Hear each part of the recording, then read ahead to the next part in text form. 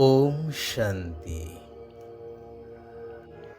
ଜ୍ଞାନର ସାଗର ପରମାତ୍ମା ପିତା ନିରାକାର ଶିବ ଭଗବାନଙ୍କର ଜ୍ଞାନବାନ ଆତ୍ମିକ ସନ୍ତାନମାନଙ୍କୁ ସଙ୍ଗମ ଯୁଗର ଶୁଭ ବେଳାରେ ଶୁଭ ଅଭିନନ୍ଦନ, ଶୁଭେଚ୍ଛା, ସୁସ୍ୱାଗତମ୍, ସୁପ୍ରଭାତ।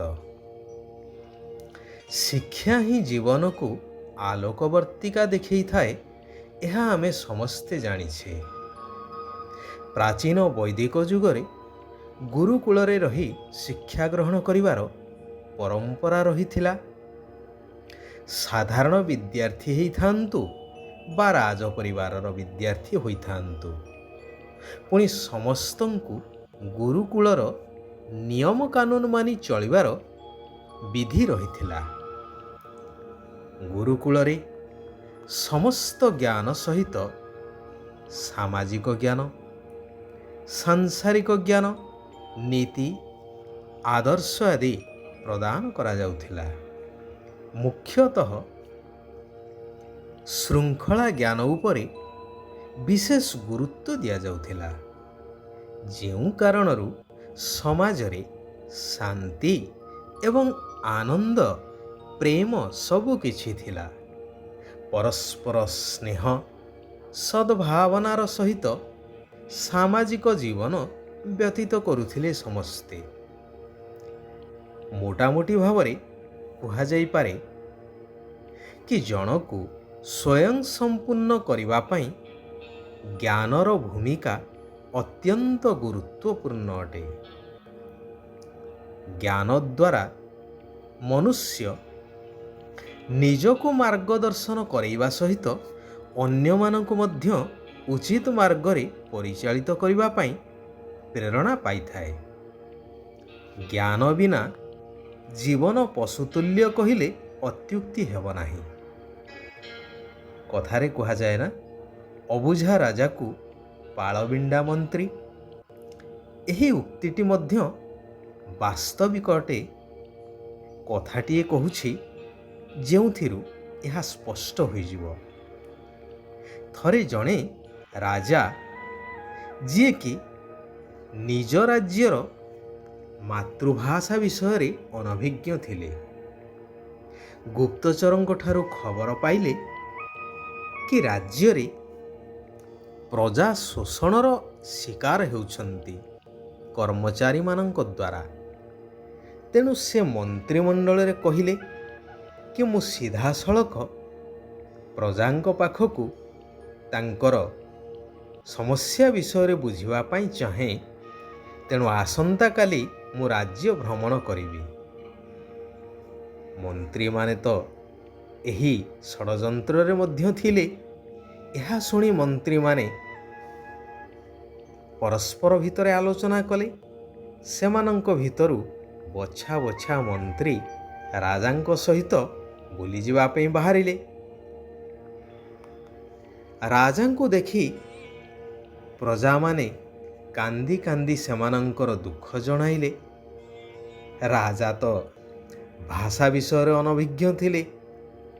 ତେଣୁ ମନ୍ତ୍ରୀଙ୍କୁ ପଚାରିଲେ ଯେ ପ୍ରଜାମାନେ କ'ଣ କହୁଛନ୍ତି ଏବଂ ସେମାନେ କାନ୍ଦୁଛନ୍ତି କାହିଁକି? ମନ୍ତ୍ରୀ କହିଲେ, ମହାରାଜ, ଆପଣ ହେଉଛନ୍ତି ପ୍ରଜାବତ୍ସଳ। ତେଣୁ ରାଜକାର୍ଯ୍ୟରେ ରହି ଆପଣ ପ୍ରଜାଙ୍କ ସହିତ ସିଧାସଳଖ ମିଶିବାର ସୁଯୋଗ ପାଉନଥିଲେ। ଯେତେବେଳେ ଏତେ ଦିନ ପରେ ଆପଣ ସେମାନଙ୍କ ସାମ୍ନାକୁ ଆସିଛନ୍ତି, ପ୍ରଜାମାନେ ଆପଣଙ୍କୁ ସାମ୍ନାରେ ପାଇ ଅତି ଆନନ୍ଦିତ ହୋଇ ଅଶ୍ରୁ ବୁହାଉଛନ୍ତି ଏବଂ ଆପଣଙ୍କର ପ୍ରଶଂସା ଗାନ କରୁଛନ୍ତି। ରାଜା ଏହା ଶୁଣି ଆନନ୍ଦିତ ହେଲେ ଏବଂ ସମସ୍ତ ପ୍ରଜାଙ୍କୁ କିଛି କିଛି ଧନ ଉପହାର ଦେଇ ପ୍ରତ୍ୟାବର୍ତ୍ତନ କଲେ। ଏହାପରେ ମନ୍ତ୍ରୀମାନଙ୍କର ସହଯୋଗୀମାନେ ପ୍ରଜାଙ୍କ ଠାରୁ ଜବରଦସ୍ତ ଧନ ଛଡ଼ାଇ ନେଲେ। ଯଦି ରାଜାଙ୍କ ପାଖରେ ନିଜ ମାତୃଭାଷାର ଜ୍ଞାନ ଥାନ୍ତା, ତେବେ ପ୍ରଜାଙ୍କର ଅବସ୍ଥା କ'ଣ ଏପରି ହେଇଥାନ୍ତା କି? ସେଥିପାଇଁ ବାସ୍ତବରେ କୁହାଯାଏ, ରାଜା ସିନା ପୂଜା ପାଏ ଆପଣା ରାଜ୍ୟରେ, ଜ୍ଞାନୀ ପୂଜା ପାଏ ସାରା ଜଗତରେ। ଏବେ ଭଗବାନ ନିରାକାର ପରମାତ୍ମା ଆସି କହୁଛନ୍ତି, ମୁଁ ତୁମକୁ ଏବେ ସାରା ବିଶ୍ୱର ଆଦି ମଧ୍ୟନ୍ତର ଜ୍ଞାନ ରୂପୀ ଆଲୋକବର୍ତ୍ତିକା ଦେଇଛି, ଅର୍ଥାତ୍ ତୁମମାନଙ୍କୁ ଆଲୋକ ମିଳିଛି। ତୁମେ ଜ୍ଞାନକୁ ବୁଦ୍ଧିରେ ରଖି ସର୍ବଦା ହର୍ଷିତ ରୁହ। ସେଥିପାଇଁ ଏବେ ତୁମେ ମୋ ଶ୍ରୀମତରେ ଚାଲି ଅନ୍ୟ ସମସ୍ତ ମତକୁ ଛାଡ଼ି 21 ଜନ୍ମ ପାଇଁ ମୋ ଠାରୁ ଅବିନାଶୀ ସମ୍ପତ୍ତି ନେଇ ଚାଲ। କାରଣ ଦ୍ୱାପର ଯୁଗରୁ ଅନେକ ମତ, ଅନେକ ଗୁରୁ ଗୋସେଇଁ ଆଦିମାନଙ୍କ ପାଖକୁ ଯାଇ ନିଜର ସମୟ, ସମ୍ପତ୍ତି ଏବଂ ଶାରୀରିକ ପରିଶ୍ରମ ସବୁକିଛି କଲ। ଶେଷରେ ପ୍ରାପ୍ତି କ'ଣ ମିଳିଲା ତାହାର ହିସାବ ନିକାଶ ସମସ୍ତଙ୍କ ସାମ୍ନାରେ। ବର୍ତ୍ତମାନର ସାମାଜିକ ବିଧି ବ୍ୟବସ୍ଥା ଏବଂ ସମ୍ପୂର୍ଣ୍ଣ ପୃଥିବୀର ଅବସ୍ଥା କାହାକୁ ଅଛପା ନାହିଁ। ତେଣୁ ଶ୍ରୀମତ ଆଧାରରେ ତୁମର ସବୁ ମନୋକାମନା ଗୁଡ଼ିକ ପୂରଣ କରିଚାଲ। ଏହା ହେଉଛି ତୁମର ଅତି ଶ୍ରେଷ୍ଠ ଭାଗ୍ୟ। ତୁମେ ସମ୍ପୂର୍ଣ୍ଣ 84 ଜନ୍ମ ନେଲା ବାଲା ପିଲାମାନେ ହିଁ ଚକ୍ର ଲଗାଇ ଏବେ ବ୍ରାହ୍ମଣ ହୋଇଛ। ସତ୍ୟ, ତ୍ରେତୟା, ଦ୍ୱାପର ଆଉ କଳି।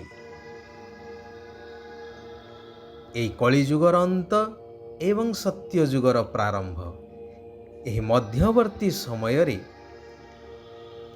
ଯାହାକୁ ସଙ୍ଗମ ଯୁଗ କୁହାଯାଏ, ଏହି ସମୟରେ ମୁଁ ନିରାକାର ସାକାର ପ୍ରଜାପିତା ବ୍ରହ୍ମାଙ୍କ ଶରୀରରେ ଆସି ତୁମକୁ ବ୍ରହ୍ମାମୁଖ ବଂଶାବଳୀ ସଚ୍ଚା ବ୍ରାହ୍ମଣ କରୁଛି, ଯେଉଁମାନଙ୍କୁ ହିଁ ଦେବତା ହେବାକୁ ହିଁ ପଡ଼ିବ ଭବିଷ୍ୟତରେ।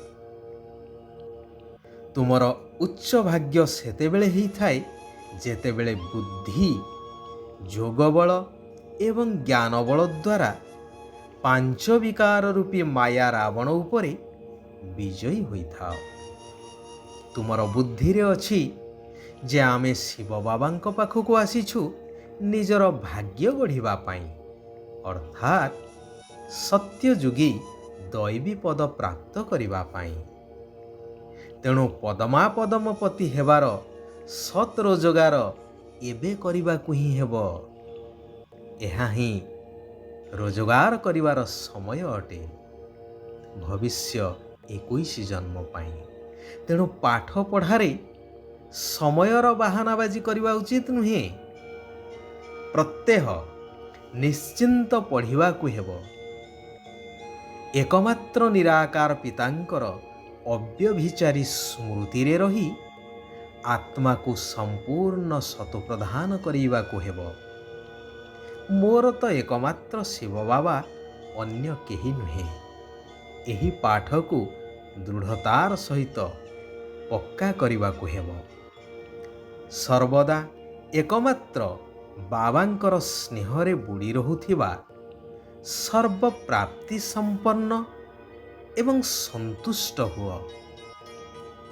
ଏହିଭଳି ସନ୍ତାନମାନେ ସବୁ ସମୟରେ ବାବାଙ୍କର ସ୍ନେହର ପ୍ରତିଦାନ ସ୍ୱରୂପ ସର୍ବପ୍ରାପ୍ତି ଗୁଡ଼ିକରେ ସମ୍ପନ୍ନ ଓ ସନ୍ତୁଷ୍ଟ ରହିଥାନ୍ତି। ସେଥିପାଇଁ ସେମାନଙ୍କ ବୁଦ୍ଧିଯୋଗ ଅନ୍ୟ କୌଣସି ପ୍ରକାରର ସାହାରା ଦ୍ୱାରା ଆକର୍ଷିତ ହୋଇନଥାଏ। ବିନାଶୀ ମାନ ସମ୍ମାନ ପଛରେ ଧାଇଁବା ପରିବର୍ତ୍ତେ ସ୍ୱମାନରେ ସ୍ଥିତ ରହିବା ହିଁ ସର୍ବଶ୍ରେଷ୍ଠ ଆତ୍ମସମ୍ମାନ ଅଟେ। ଆଚ୍ଛା, ସାରା ବିଶ୍ୱର ଆତ୍ମାମାନଙ୍କର କଲ୍ୟାଣ ହେଉ। ସମସ୍ତେ ସୁଖ ଆଉ ଶାନ୍ତିର ଅନୁଭବ କରନ୍ତୁ। ଓମ୍ ଶାନ୍ତି।